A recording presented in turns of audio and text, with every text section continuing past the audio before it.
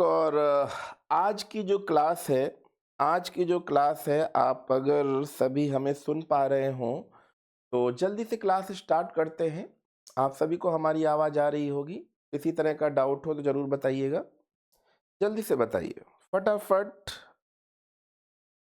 आज की क्लास आपके साथ और जल्दी से स्टार्ट करते हैं।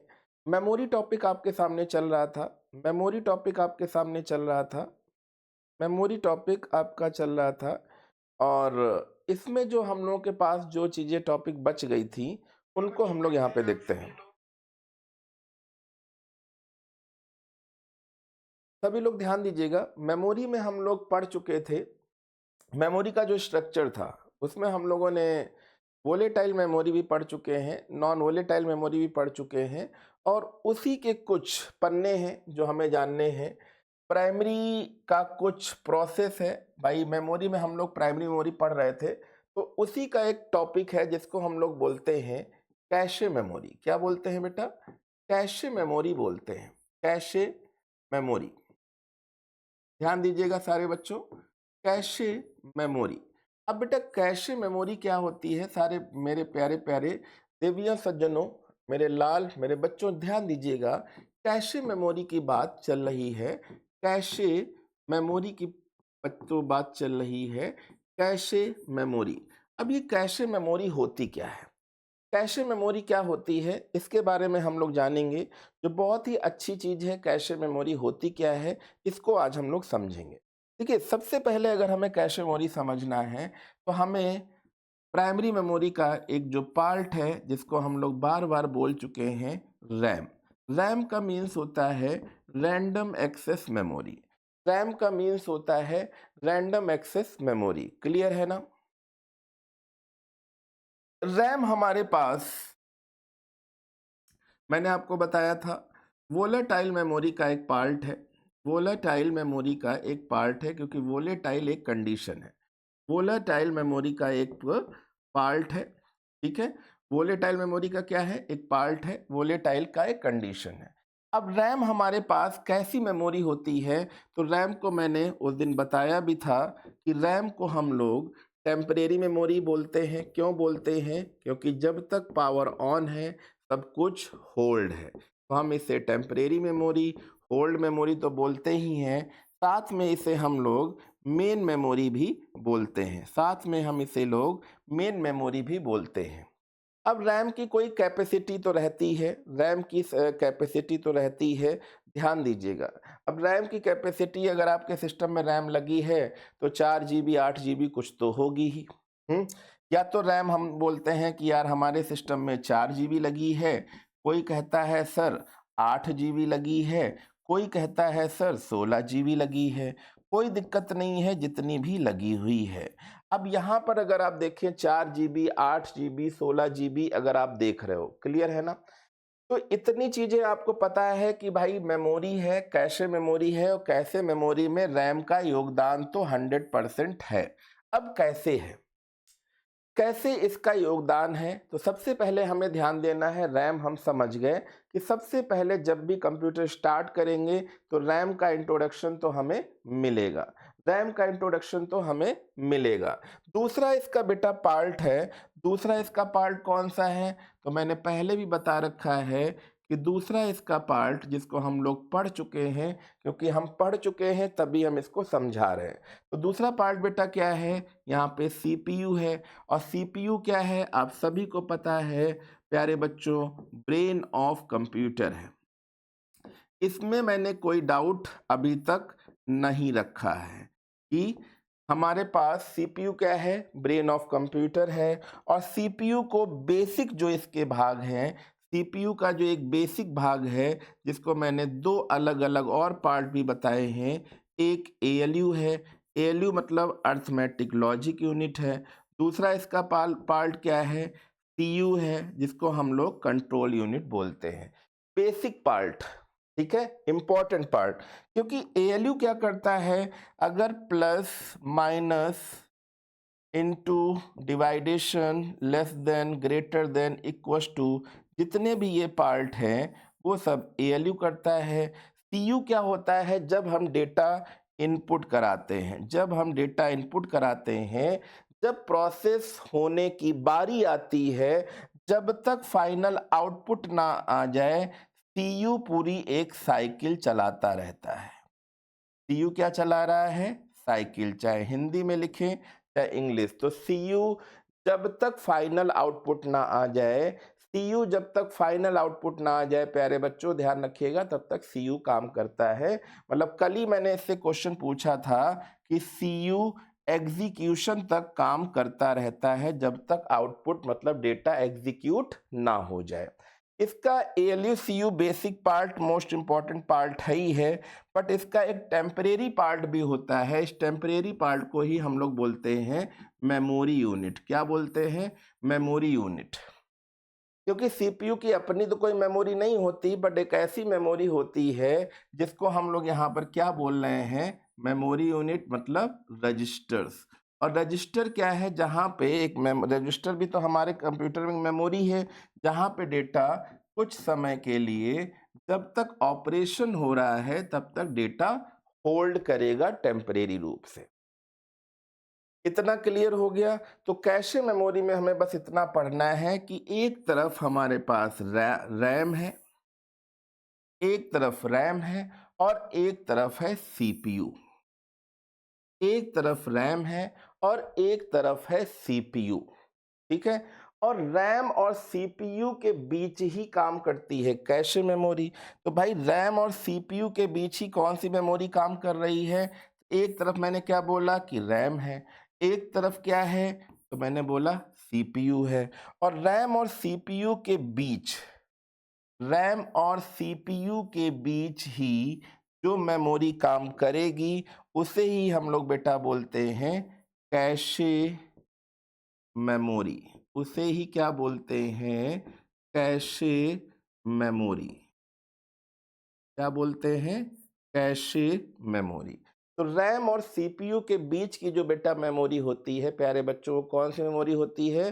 Cache memory. तो ये क्वेश्चन पूछा जाएगा कि रैम और सीपीयू के बीच की फास्टेस्ट मेमोरी कौन है? Cache memory. या क्वेश्चन पलट जाए कि कैसे मेमोरी किसके किसके बीच में काम करती है? तो कैशे मेमोरी, ठीक है? तो यहाँ पे चाहे वो ऐसे पूछ ले रैम और सीपीयू के बीच कौन सी मेमोरी, तो कैशे मेमोरी। या कैशे मेमोरी किसके किसके बीच में काम कर रही है? तो रैम और सीपीयू के बीच में। या रैम और सीपीयू के बीच की फास्टेस्ट मेमोरी कौन सी है? तो भाई यही फास्टेस्ट मेमोरी है, यही रैम और सीपीयू के बीच की फास्टेस्ट मेमोरी है।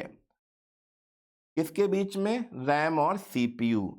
पर अगर वो पूछ ले ऑल ओवर कंप्यूटर, मतलब पूरे कंप्यूटर की फास्टेस्ट मेमोरी कौन है? पूरे computer, all computer, all computer की फास्टेस्ट मेमोरी कौन है? तब आपका आंसर कैशे मेमोरी नहीं होगा, ध्यान रखिएगा। तब आपका आंसर हो जाएगा रजिस्टर्स, क्योंकि रजिस्टर्स भी एक मेमोरी होती हैं।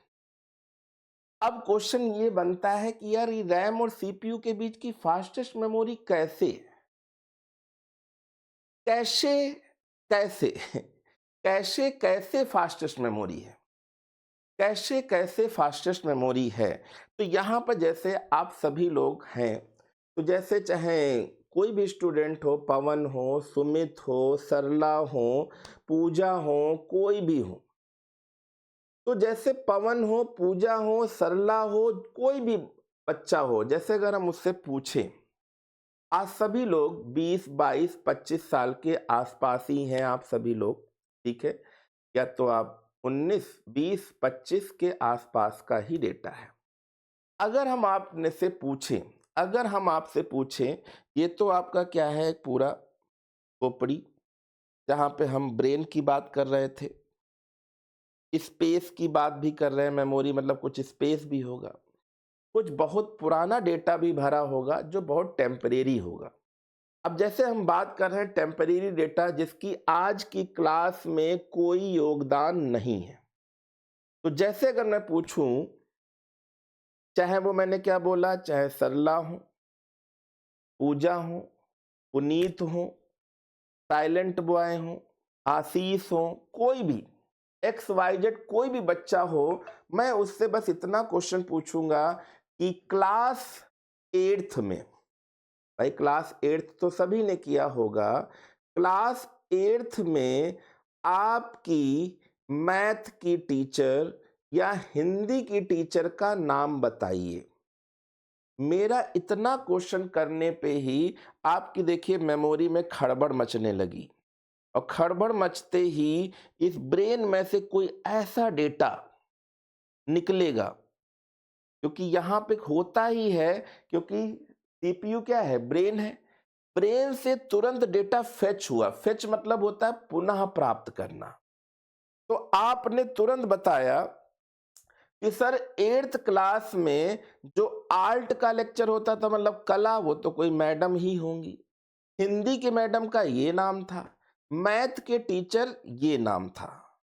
और जैसे ही आपने वो नाम बताया, देखिएगा पूजा मैम, देखिए नाम आ गया। उनका चेहरा भी अगर हम पूछ लेंगे ना, तो तुरंत चेहरा भी आ जाएगा खट से। टेम्परेरी डेटा था, पर देखिए तुरंत फेच हुआ, पुनः प्राप्त हो गया। काला था कि गोरा था कि लंबी थी, कैसी थी, सारी स्ट्रक्चर ओम प्रकाश सर थे इंग्लिश के, देखिए सबका नाम याद हो गया। क्या आज की क्लास में ओम प्रकाश, पूजा किसी की जरूरत थी? नहीं। पर यहाँ पे क्या हो गया, जैसे ही हमें जरूरत पड़ती है और कंप्यूटर ऑन है, कंप्यूटर ऑन मतलब जैसे कंप्यूटर ऑन है, वैसे चाहे हम यहाँ पे पूजा, सरला, मनीषा, ठीक है, मिस्टर अनिल सर, देखिए इनका भी नाम याद आ गया। तो देखिए कितना पुराना डेटा था कैसा था, तो टेम्परेरी ही तो होल्ड है ना। हमें फ्यूचर में पूजा मैम की जरूरत पड़ेगी, ना मनीषा अनिल सर की जरूरत पड़ेगी, ना ओम प्रकाश सर की जरूरत पड़ेगी आगे इन फ्यूचर में, सब बुजुर्ग ही हो रहे होंगे। बट क्या हुआ, जैसे ही हमें जरूरत पड़ी, हमारे ब्रेन में एक टेम्परेरी डेटा कहीं होल्ड होगा। कंप्यूटर तो ऑफ कर सकते हैं, पर अभी हम लोग तो ऑन ही हैं, रीस्टार्ट भी नहीं होना है, हम लोग तो ऑन ही हैं। तो जब तक कंप्यूटर ऑन है, टेम्परेरी डेटा होल्ड है, और जैसे ही हमें फ्यूचर में कोई आवश्यकता पड़ती है, हम ब्रेन से तुरंत डेटा को फेच कर लेते हैं तुरंत। तो देखिए कितना फास्ट हुआ, तुरंत फास्ट में ओम प्रकाश सर आ गए, पूजा मैम आ गई, कितने सारे लोग आ गए, ठीक है, कितने सारे लोग आ गए, ठीक है, जरूरत कोई नहीं थी। तो जब हमें कोई डेटा की आवश्यकता पड़ता है, सीपीयू अपने सबसे नजदीक की मेमोरी कौन होती है, कैशे मेमोरी, यहां से डेटा को क्या कर लेता है, फेच। फेच का मतलब होता है पुनः प्राप्त करना। क्या होता है बेटा, पुनः प्राप्त करना। देखिए ये आप मेरे ख्याल से अच्छे से समझ चुके होंगे, पुनः प्राप्त करना, इसीलिए ये सबसे फास्ट हो गई। और मैंने एग्जाम्पल भी बहुत आपको अच्छा दे दिया। जैसे हम लोग कोई वेबसाइट खोलते हैं, पहली तारीख को खोला था इग्नू, दूसरी तारीख को जो है खोल दिया इलाहाबाद यूनिवर्सिटी, तीसरी तारीख को कानपुर यूनिवर्सिटी। तो ऐसे अगर हम खोलेंगे, तो आपने देखा होगा वो सारा का सारा डेटा कहाँ रहता है, हिस्ट्री में रहता है। और हिस्ट्री का डेटा सी ड्राइव में विंडोज के अंदर टेम्प फोल्डर में रहता है। कहाँ रहता है, सी ड्राइव देखी होगी, सी ड्राइव में विंडो नाम का फोल्डर होता है, विंडो नाम के फोल्डर में टेम्प नाम का फोल्डर होगा, और टेम्प नाम का जो फोल्डर होता है बेटा, उसी के अंदर सारी टेम्परेरी फाइलें होती हैं। और जैसे ही हमें हमारे ब्रेन को जरूरत पड़ती है, वो तुरंत डेटा फेच कर लेता है इसी फोल्डर से। पर अगर उसका सारा डेटा अगर हम डिलीट कर देंगे, तो फिर देर लगेगी, है ना। तो इतना क्लियर है, डन है, सभी लोग बताइए, ठीक है, कि जो भी डेटा हमने किसी तरह से, जो भी डेटा हमने किसी तरह से यूज किया है, ध्यान रखिएगा, इसकी डेफिनेशन यही समझ लीजिए, जो भी डेटा हमने यूज किया है, अब वो हमारे ब्रेन में कहीं ना कहीं कैशे मेमोरी में, रैम में, किसी तरह से सेकेंडरी मेमोरी में टेम्परेरी होल्ड था। और अगर हमें फ्यूचर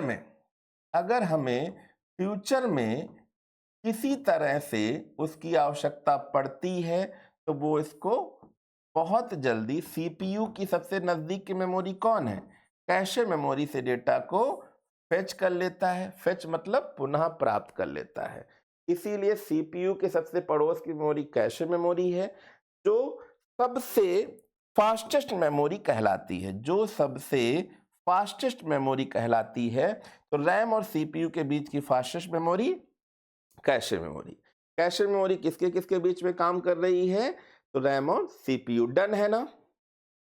अगर डन हो गया हो तो थंब इंप्रेशन दिखाएं।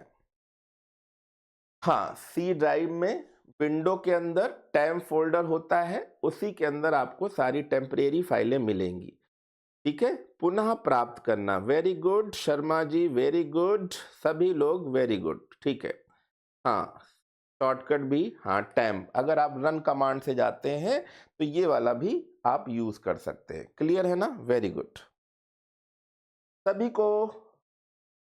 मुझे लगता है ये चीज़ समझ में आ गई होगी, और मैंने जो एग्जाम्पल दिया था उससे तो 100% समझ में आ गई होगी कि कोई भी पुराना डेटा कैसे तुरंत फेच होता है, जिसकी इस क्लास में कोई ज़रूरत नहीं है। और आज पूरा दिन देखना ओम प्रकाश सर, अभिषेक सर और सब कोई याद आते रहेंगे। हो सकता हो 10 साल बाद, 15 साल बाद जब शादी हो जाएगी, बच्चे भी होंगे, कभी कंप्यूटर पढ़ाने बैठोगे तो मेरी भी याद आएगी। ठीक है, पक्का? चलिए आगे बढ़ते हैं। तो ये आपको समझ में आ गई कि कैशे मेमोरी रैम और सीपीयू के बीच की फास्ट मेमोरी होती है। और क्यों? क्योंकि सीपीयू के सबसे नजदीक की मेमोरी कैशे मेमोरी होती है। कैशे मेमोरी होती है, महंगी भी होती है, कॉस्टली भी होती है। ये एक महंगी मेमोरी है, मतलब महंगी, महंगी मतलब कॉस्टली मेमोरी होती है। इसको हम बताएंगे कि कैसे कॉस्टली भी होती है। ठीक है, क्लियर है ना सभी को? महंगी और कॉस्टली, ध्यान दीजिएगा, महंगी और कॉस्टली। इतना क्लियर हो गया तो देखिए, एक मेमोरी हमें समझ में आ गई, दूसरे का नंबर अब फिर से आने जा रहा है, जिसको हम लोग बोल रहे हैं वर्चुअल मेमोरी। क्या बोलते हैं? वर्चुअल। अब वर्चुअल का मतलब क्या हो गया? वर्चुअल मेमोरी का मतलब क्या हो जाता है, जल्दी से बताइए। वर्चुअल मेमोरी, वर्चुअल मेमोरी का मतलब क्या हो गया, जल्दी से बताइए। वर्चुअल मेमोरी का मतलब आभास। वर्चुअल माने क्या होता है? आभास। अब आभास का मतलब क्या होता है? आभास कहते ना यार, आभास हो रहा है कि हमारे पड़ोस में भगवान है, कि भूत है, कौन है ना? देखिए, जैसे हमारी ये कुर्सी बार बार अपने आप खिसक जा रही, मुझे नहीं लग रहा है भूत है कि क्या है। हो सकता हो कोई ऐसी चीज जिसको हम नहीं जानते हैं फिर भी होगा।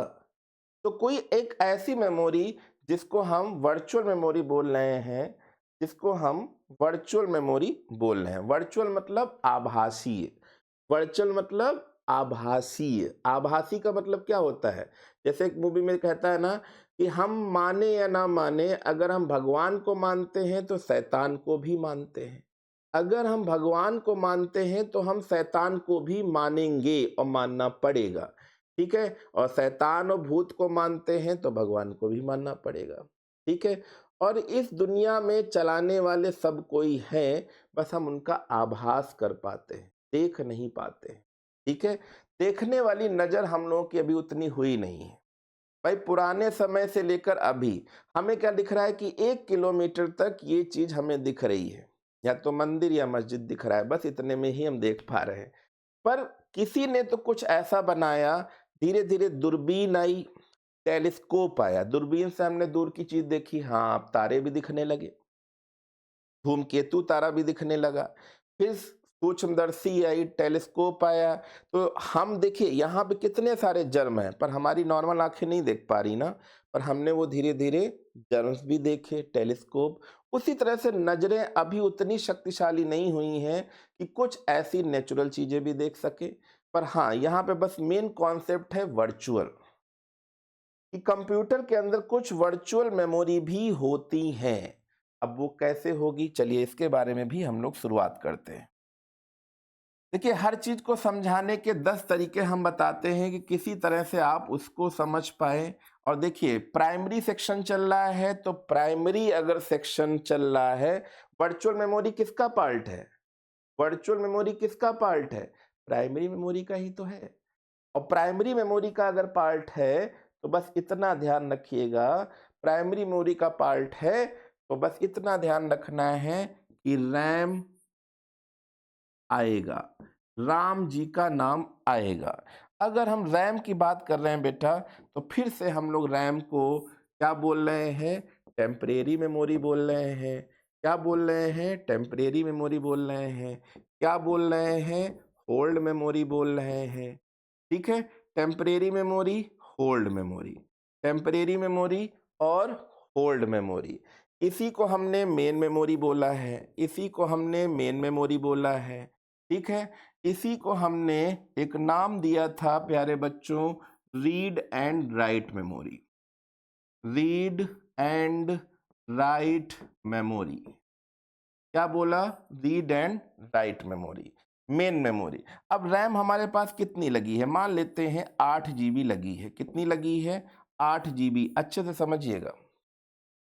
अब मैंने उस दिन बताया था कि जब हमारा कंप्यूटर बूट करेगा तो ऑपरेटिंग सिस्टम भी इसी पे लोड हो रहा है, इंटरनेट भी इसी पे चल रहा है। भाई, सब कुछ रैम पर ही तो चल रहा है। मैंने क्या बोला कि जो कुछ भी कंप्यूटर जब हम स्टार्ट करेंगे, जब हमारा कंप्यूटर सिस्टम,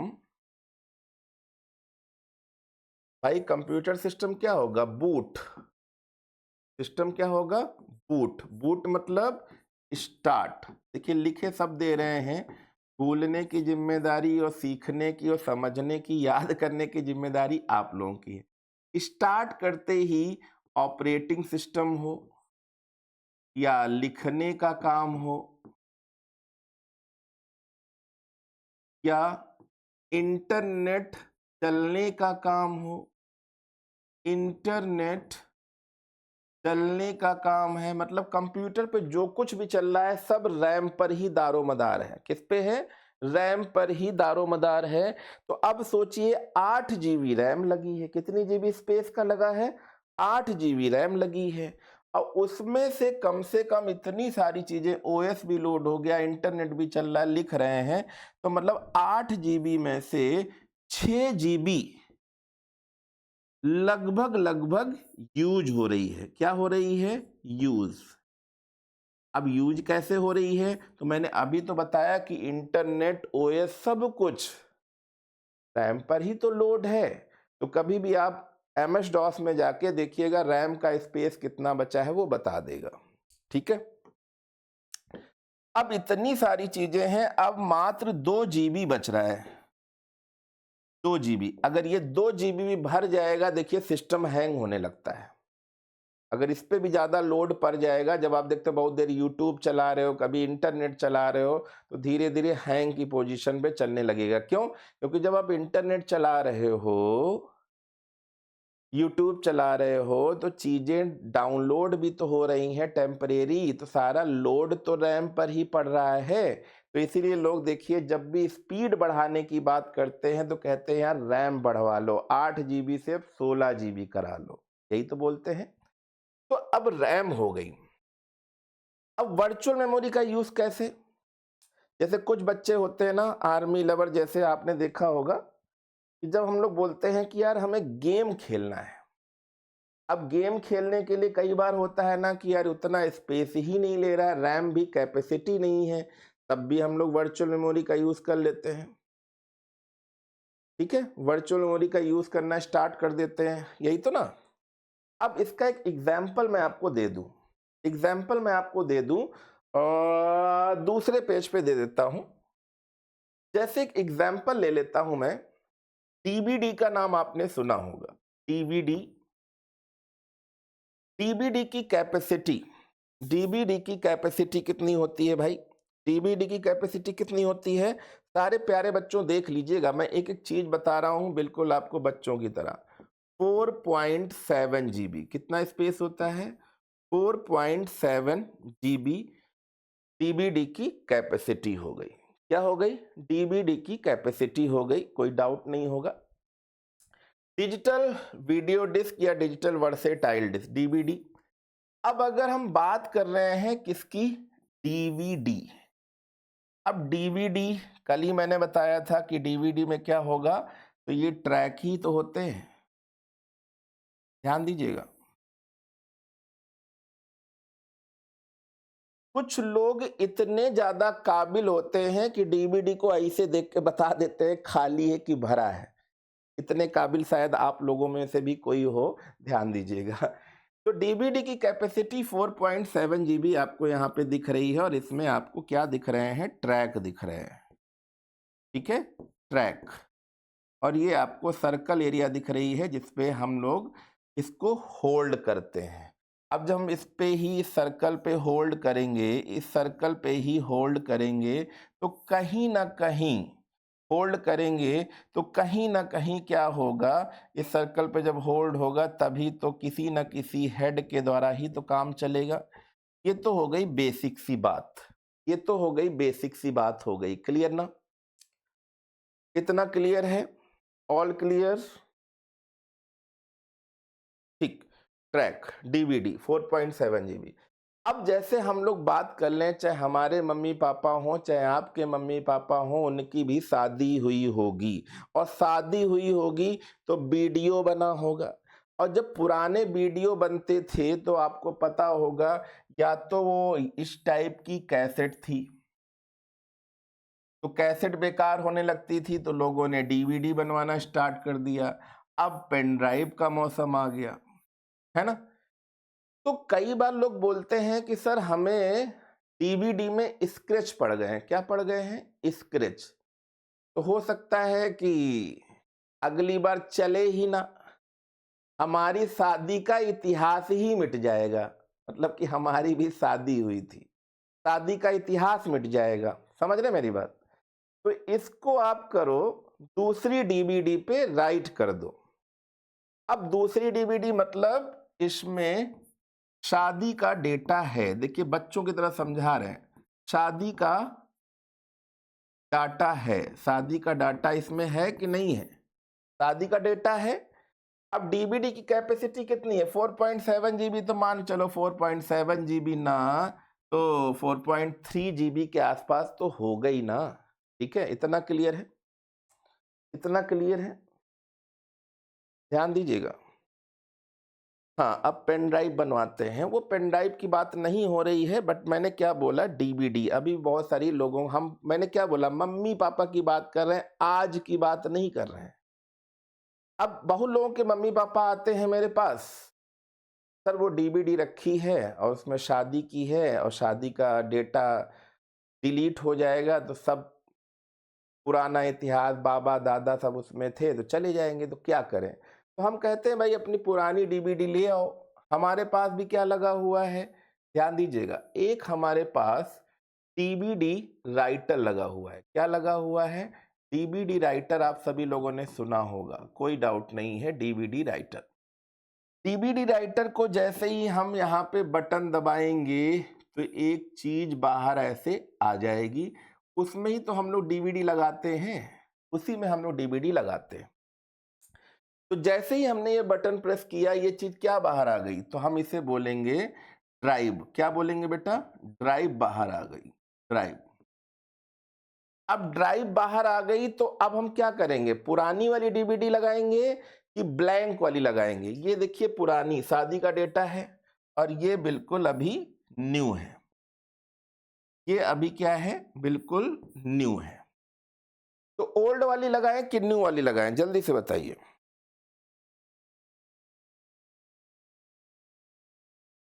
डीवीडी पे अगर स्क्रैच आ गए और नहीं चली तो वापस भी नहीं ला सकते, इसको ध्यान रखिएगा। डीवीडी की बात कर रहे हैं, हार्ड डिस्क वगैरह पे तो वापस आ जाएगी।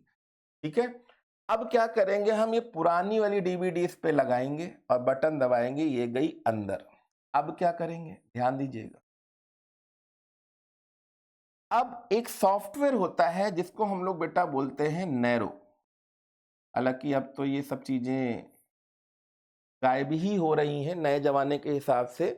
नैरो एक सॉफ्टवेयर है, नैरो सॉफ्टवेयर डीबीडी अंदर चली गई, नैरो सॉफ्टवेयर था, नैरो सॉफ्टवेयर हमने ओपन किया तो उसमें एक ऑप्शन आएगा बर्न। क्या ऑप्शन आएगा?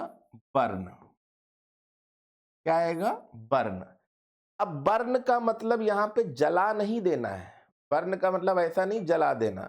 अगर आपने डीवीडी देखी है, अगर आपने डीवीडी देखी है तो उसकी एक चमकीली परत देखी होगी जिसको हम बोलते हैं निकिल।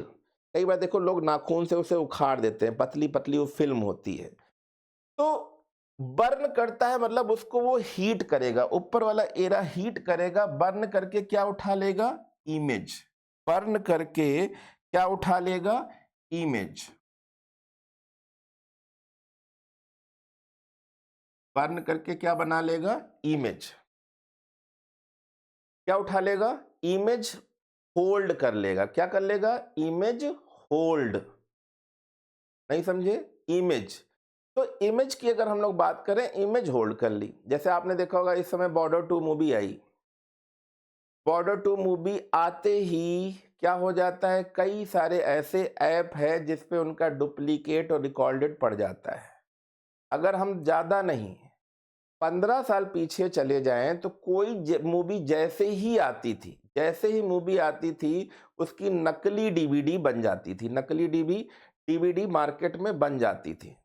ठीक है, चोरी से लोग डीवीडी बना के 10-10 रुपए 20-20 रुपए में मूवी को दिखाते थे। लोग डीवीडी राइटर पे वो धुंधली मूवी देख भी लेते थे, इतने शौकीन लोग होते थे कि लोग देख लेते थे।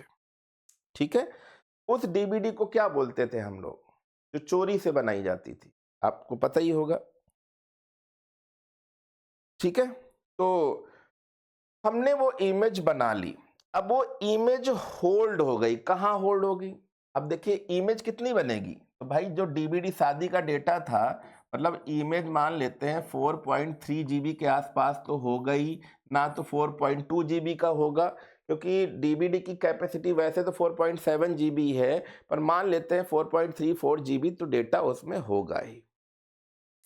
अब ये इमेज जो है, मतलब ये जो डेटा है, ये होल्ड कहाँ होगा? ये डेटा होल्ड कहाँ होगा? ध्यान दीजिएगा, ये डेटा होल्ड कहाँ होगा? तो हम लोग क्या करें बताइए। अब ये डेटा होल्ड कहाँ होगा? तो ध्यान दीजिएगा, हमारे पास रैम कितनी थी? हमारे पास रैम बची है मात्र 2 जीबी। कितनी बची है रैम? 2 जीबी रैम बची है, और डेटा हमारे पास होल्ड होना है 4.3 जीबी, मतलब हमारी कैपेसिटी से ज्यादा हो रहा है। अब ध्यान दीजिएगा, अब ध्यान दीजिएगा, यहां पर इसको हम हिंदी में लिखे दे रहे हैं। जब कोई, हिंदी में साफ साफ लिखे दे रहे हैं, जब कोई डाटा, जब कोई डेटा रैम की, जब कोई डेटा रैम की कैपेसिटी से ज्यादा हो जाता है, रैम की कैपेसिटी से। अब रैम की कैपेसिटी से ज्यादा ही तो है, 4.7 जीबी है, ज्यादा हो जाता है, ज्यादा हो जाता है तो किसका सहयोग लेते हैं? ज्यादा हो जाता है तो हार्ड डिस्क का सहयोग लेंगे। किसका सहयोग लेंगे?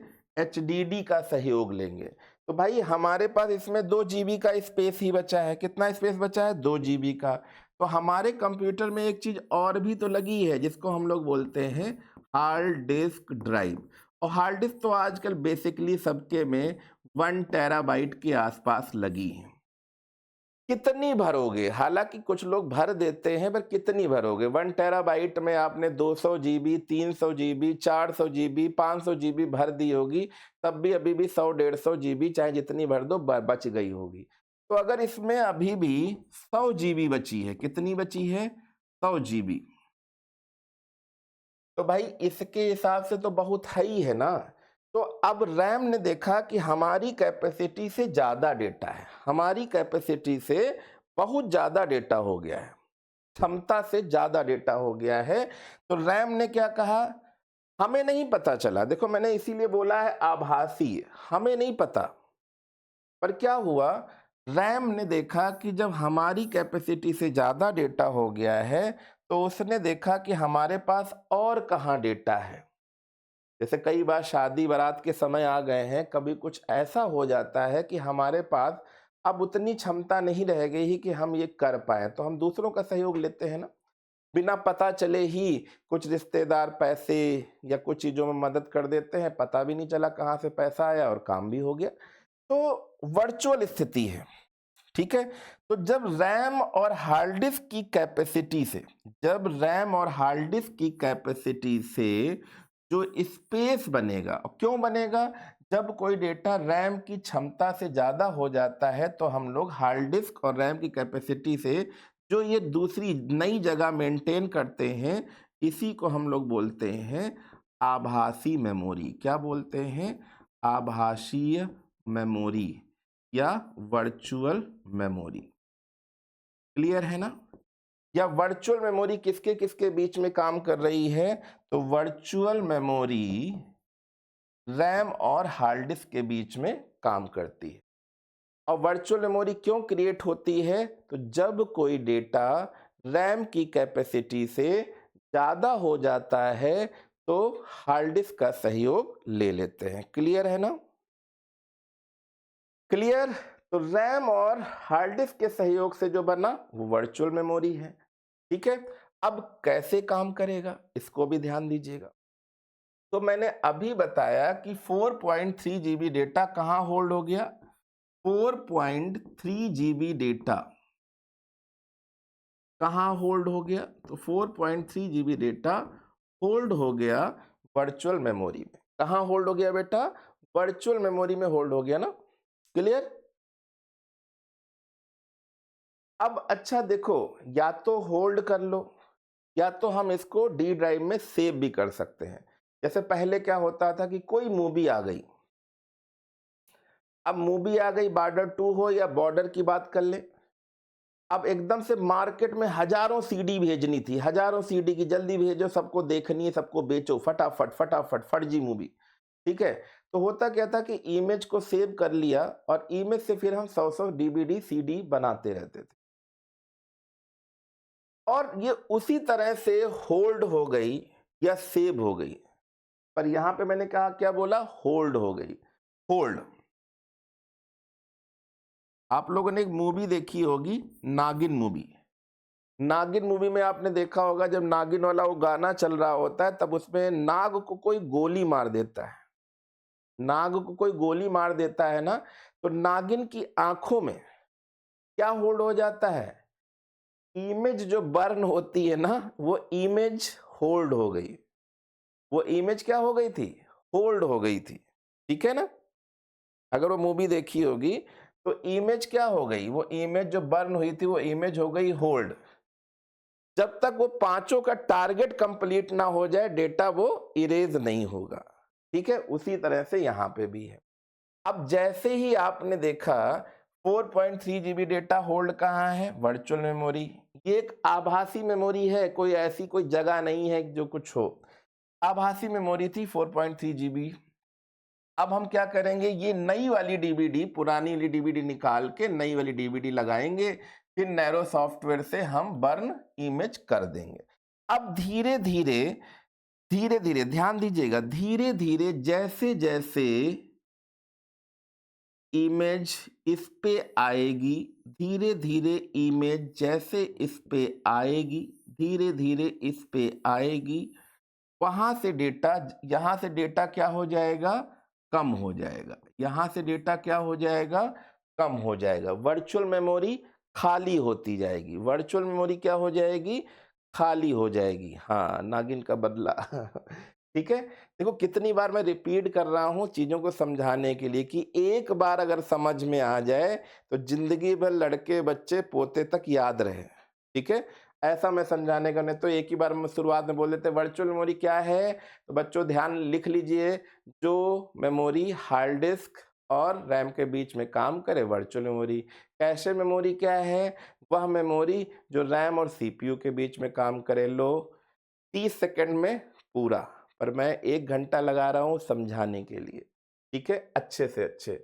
तो देखिए धीरे धीरे जैसे जैसे यहाँ पर चीजें राइट होती जाएंगी, यहाँ पे चीजें कम होती जाएंगी। एक समय ऐसा आएगा कि पूरी की तरह पूरा डेटा ये खत्म, जैसे अभी बोला ना नागिन का बदला, तो जैसे जैसे टारगेट कंप्लीट, डेटा इरेज, और नागिन का बदला हो चुका पूरा। तो यहाँ पे देखिएगा, हाँ संडे को नाटक आता है, अरे वो नाटक ही है, नाटक, ठीक है, बट कई जगह ऐसी चीजें सुनने को मिली हैं, ठीक है। तो ये देखिए धीरे धीरे क्या हो जाएगा, डेटा इरेज हो जाएगा, रैम अपनी जगह, हार्ड डिस्क अपनी जगह। क्लियर है ना इतना? तो वर्चुअल मेमोरी किसके किसके बीच में काम कर रही है? रैम और हार्ड डिस्क। क्यों? तो जब कोई डेटा रैम की कैपेसिटी से या क्षमता से ज्यादा हो जाता है तो वो हार्ड डिस्क, ऐसा कोई जरूरी नहीं है, हार्ड डिस्क भी हो सकता है, पेन ड्राइव भी हो सकती है, जहां से भी उसको जगह मिल जाए। जब बरसात आती है तो छुपने के लिए छाता भी हो सकता है, छप्पर भी हो सकता है। उसी तरह से जब कंप्यूटर में रैम की कैपेसिटी से ज़्यादा डेटा होगा तो वो हार्ड डिस्क से उठा लेगा, हो सकता है सिस्टम में पेन ड्राइव लगी हो वहाँ से बना ले, तो किसी भी चीज़ को वर्चुअल मेमोरी वो बना लेगा। क्लियर है ना? तो कैशे मेमोरी रैम और सीपीयू के बीच में, और वर्चुअल मेमोरी रैम और हार्ड डिस्क के बीच में। क्लियर है ना? क्लियर? डन? जल्दी से बताइए। तो यहाँ पे धीरे धीरे ये डीवीडी पूरी तरह से भर जाएगी, फुल हो जाएगी, और जैसे ही ये डीवीडी फुल हो जाएगी ये सारा डेटा जो होल्ड था यहाँ पे आ जाएगा। ये डीवीडी अपने आप बाहर फेंक देगा और लिख देगा सक्सेसफुली इमेज बर्न हो चुकी, ठीक है। तो सक्सेसफुली काम हो चुका है। इतना क्लियर है ना सभी को? इतना क्लियर है ना सभी को? जल्दी से बताइए। आज का नागिन का बदला कंप्लीट हुआ। कैशे मेमोरी वर्चुअल मेमोरी हम लोगों ने समझ लिया, कैशे मेमोरी और वर्चुअल मेमोरी हम लोगों ने समझ लिया। वैसे तो एक मेमोरी और भी है, वैसे तो एक मेमोरी और भी है, पर वो कह देंगे कि हाँ यार बफर मेमोरी, तो ये तो या तो फिर हम कह दें ये तो निपटाना हो गया। बफर मेमोरी क्या होती है? अगर एक लाइन में हम बोल दें कि डेटा की डाउनलोडिंग और अपलोडिंग में लगा हुआ समय बफरिंग कहलाता है। और बफर मेमोरी क्या है? वह टेम्परेरी स्पेस जहाँ पे डेटा कुछ देर के लिए होल्ड रहता है, वो बफर मेमोरी है। ऐसे आपको कुछ समझ में नहीं आएगा। इसके लिए कल का दिन हम लेंगे और इसके कुछ एमसीक्यूज भी देख लेंगे साथ में। तो पहले बताओ इतना क्लियर है कि नहीं? कैशे मेमोरी बहुत इंपॉर्टेंट टॉपिक है, ठीक है, और आपको समझ में आया होगा, और मैंने पूरा समझाने की कोशिश करी है। बस बफर मेमोरी को बस इतना अभी ध्यान दे लेना है कि एक बफर मेमोरी भी होती है, और बफर मेमोरी ही जैसे पूरी हो जाएगी तो यहीं से फिर ये पूरा प्राइमरी मेमोरी का टारगेट पूरा हो जाएगा। प्राइमरी मेमोरी में सारी चीजें पूरी हो जाएंगी। अच्छा, प्राइमरी मेमोरी में कौन कौन सी चीजें थी? अगर आपको ध्यान होगा तो प्राइमरी मेमोरी में आपने देखा होगा क्या था? एक हम लोग वोलेटाइल मेमोरी पढ़ रहे थे ना। क्या पढ़ रहे थे बेटा? Volatile memory. देखिए रिवीजन इसलिए ले रहे हैं ना कि ऐसा तो नहीं है खा गए हो आप लोग। वोलेटाइल मेमोरी, वोलेटाइल मेमोरी में क्या था? सारा का सारा डिस्कशन इनके बारे में ही हुआ था, रैम के बारे में। नॉन वोलेटाइल मेमोरी भी हम लोगों ने देखा, क्वेश्चन आंसर भी कुछ किए। नॉन वोलेटाइल मेमोरी में हम लोगों ने किसका डिस्कशन किया था? रोम के बारे में। परमानेंट मेमोरी रोम, P ROM, E P ROM, ठीक है, रोम भी था, इसी में पी रोम भी था, प्रोग्राम करने के लिए, फिर इरेज करने के लिए, फिर electrical erasable programmable read only memory का था। प्राइमरी सेक्शन में ही आज हम लोगों ने क्या पढ़ लिया? कैशे मेमोरी भी पढ़ ली। प्राइमरी सेक्शन में ही हम लोगों ने आज वर्चुअल मेमोरी भी पढ़ ली, और बफर मेमोरी भी ज़्यादा नहीं है, बट इसको भी हम लोग अगर थोड़ा सा जानते हैं तो ये प्राइमरी सेक्शन पूरी तरह से कंप्लीट है, पूरी तरह से कंप्लीट है। कोई डाउट हो तो जल्दी से हमें बताएं, 2 मिनट बचे हैं, जल्दी से बताएं, ठीक है, जल्दी से बताइए। बाकी आप सभी को हमारी क्लास बहुत अच्छी लगी होगी और नाइस सेशन रहा होगा। जो चीज़ 2 मिनट में पूरी है वो मैंने 20 मिनट में बताई है, समझा समझा के बताई है, एग्जाम्पल दे के बताई है।